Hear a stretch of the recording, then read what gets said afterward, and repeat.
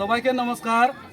আজকে ৪৪ number booth কেন্দ্র ম্যাজিস্ট্রার কারবারি পাড়াতে একটা সভা আছে। এই সভাতে যোগেন্দ্র পাড়া থেকে দুই